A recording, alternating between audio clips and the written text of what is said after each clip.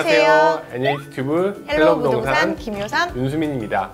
부동산에 관심을 갖는 분들이 가장 원하는 희망사항은 월세도 많이 나오고 또 차익도 큰 부동산인데요.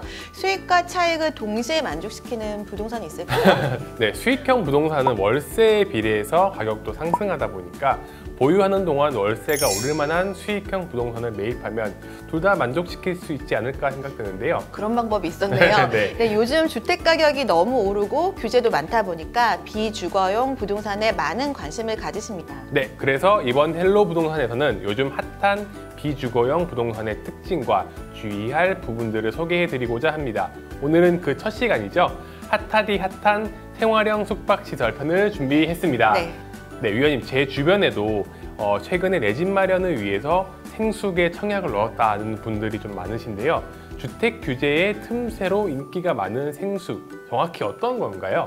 네, 생활형 숙박시설은 그 이름에서 알 수 있듯이 취사나 세탁 등의 생활이 가능한 숙박시설을 말합니다. 네. 레지던스랑 유사한 개념이라고 생각하면 가장 쉬울 것 같고요. 최근에는 호텔급의 서비스와 아파트와 유사한 투룸, 쓰리룸의 발코니까지 있는 그런 설계로 하이엔드 주거형 상품으로 비춰질 수도 있는데요.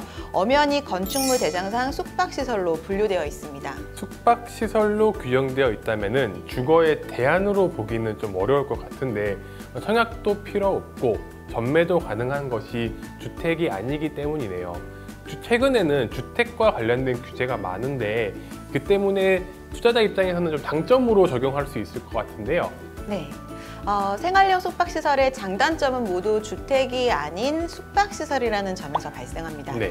주택수에 포함되지 않아서 취득세나 양도세 중과, 종부세 같은 것에서 좀 자유로울 수 있죠. 최근 그 분양했던 마곡에 위치한 한 단지는 청약 경쟁률이 650대 1까지 높았다라고 하던데 84제곱미터 평면을 보니까 뭐 포베이에 발코니까지 아파트와 상당히 유사한 부분이 좀 눈에 띄더라고요. 네, 거의 아파트처럼 보이는데 주택이 아닌 이유로 발생하는 단점이 있습니다. 네. 아파트에 적용되는 분양가 상한제로부터도 자유로워서 주변에 분양되는 아파트 분양가보다 훨씬 높은 가격으로 분양가가 책정됩니다. 분양가가 높다는 거는 매입하려는 입장에서는 좀 부담스러울 수 있을 것 같은 부분인데요. 또 이거 말고도 수요자들이 좀 알아두면 좋을 사항이 있을까요? 네, 매입과 임차 두 가지 입장에서 말씀드릴 수 있을 것 같은데요. 정부에서 올해 생활형 숙박시설을 주거 목적으로 사용할 수 없도록 법을 개정을 했습니다. 네. 이번에 분양된 마곡 그 모단지 예, 분양 모집 공고문에 보면 생활 숙박시설로 주택법이 적용되는 주택이 아니다. 네. 그리고 주택 용도로 사용할 수가 없다라는 문구가 이렇게 적혀져 있어요. 생활 숙박시설은 건축법상 숙박업 신고를 해야만 하는 시설을 말하기 때문입니다. 그렇다면은 주택 용도로 사용할 수 없고 숙박업으로 신고한 후에 약간 호텔과 같은 숙박 용도로 사용해야 된다 이렇게 받아들이면 되겠네요. 네, 맞습니다. 매입한 후에 숙박업 등록 없이 소유자가 실제로 거주를 하거나 주거용으로 임차를 하는 경우에는 불법에 해당됩니다. 또한 장기 거주자들의 전입 신고도 금지되고 있고 불법 행위가 만약에 적발이 된다면 징역이나 벌금 등의 불이익이 있을 수가 있습니다. 벌금까지. 네, 아주 무섭죠. 네. 숙박업으로 등록을 하려면은 객실수가 30개 이상이거나 뭐 아니면은 많은 면적을 갖고 있어야 된다라고 저는 알고 있긴 한데 보통 이제 생숙 같은 경우에는 객실 하나를 분양을 받는 경우가 많잖아요. 그러면은 숙박업 등록이 조금 어렵지 않나 생각되긴 하는데요.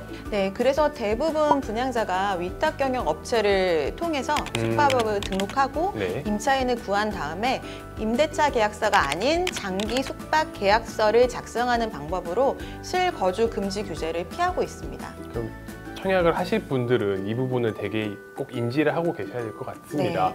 그렇다면은 임차인 입장에서는 좀 어떤 점을 중요하게 생각해야 될까요? 아무래도 가장 큰 건 주택이 아니기 때문에 주택임대차보호법에 따른 보호를 받을 수 없다는 거고요.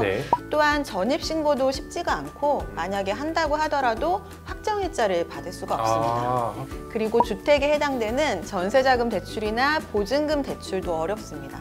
사실 이게 생숙이 요즘 핫해서 그런지 올해부터 규제가 좀 많이 심해졌는데 신규 분양을 받으실 때는 이런 부분들을 좀 주의해서 받으시면 좋을 것 같습니다.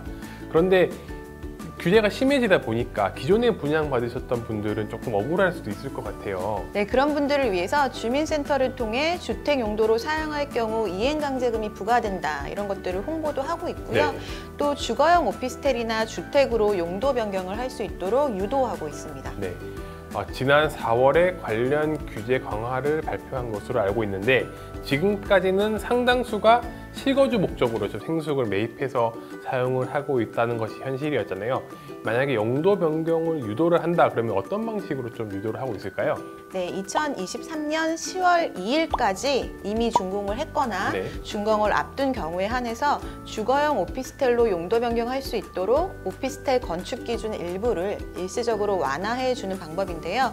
오피스텔 건축 기준 중에서 발코니 설치 금지라던가 전용 면적 85제곱미터 초과를 할 경우에 바닥 난방을 설치할 수 없다. 네. 이런 문구가 있는데 이를 적용받지 않게 해준 겁니다. 그럼 혜택을 좀 제공을 해준 부분이네요. 네. 네, 뭐 사실 이렇게 일부 규제가 완화되긴 했지만 사실 주차장의 문제도 좀 있고 그리고 다주택자로서 규제가 커서 소유자 입장에서는 용도 변경을 할지 말지 좀 고민을 하시는 부분도 많을 것 같습니다. 네, 신규로 분양을 고민하시는 분들은 생활형 숙박시설이라는 점을 잘 인지해서 네. 목적에 맞는 투자인지 고민을 하면 될 것 같고요. 또 기존 소유자들은 용도 변경을 하게 되면 자유롭게 거주는 할 수 있지만 주택수에 포함돼서 규제 적용을 받는 부분이 있으니까 어떤 게 더 이익일지 잘 판단하셔야 될 것 같습니다. 네, 말씀하신 것처럼 수요자의 목적에 따라서 생수의 입지 이런 것들까지 잘 고민해 보셔야 될 것 같습니다. 네, 다음 시간에는 요즘 들어서 홍보가 많이 되고 있는 부동산인 하이엔드 오피스텔에 관해서 살펴보도록 하겠습니다. 감사합니다. 감사합니다.